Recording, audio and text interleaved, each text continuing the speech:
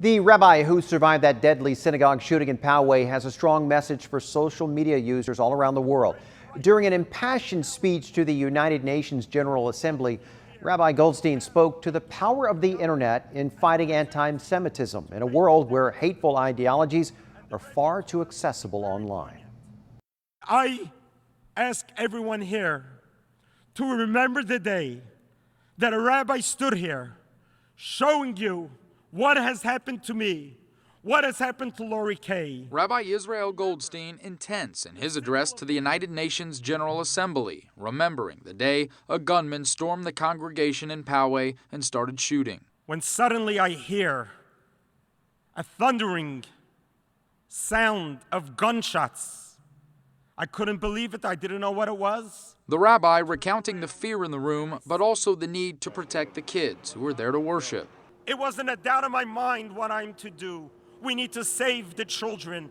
And the terrorist takes aim at me and shoots at me and blows off my fingers.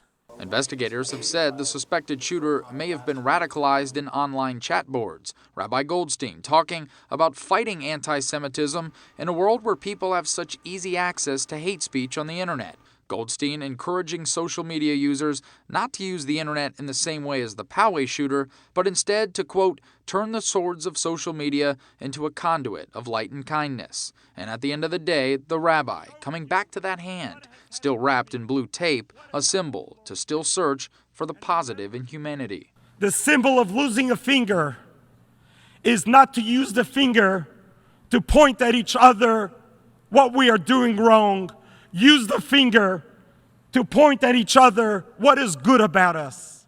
Brian Chalonsky, 10 News. Powerful message. The suspected shooter who you saw in that video, 19-year-old John Ernest, is now facing more than 100 charges in the deadly attack at the Chabad of Poway. Ernest appeared in court just this morning. His preliminary hearing is scheduled for August the 19th.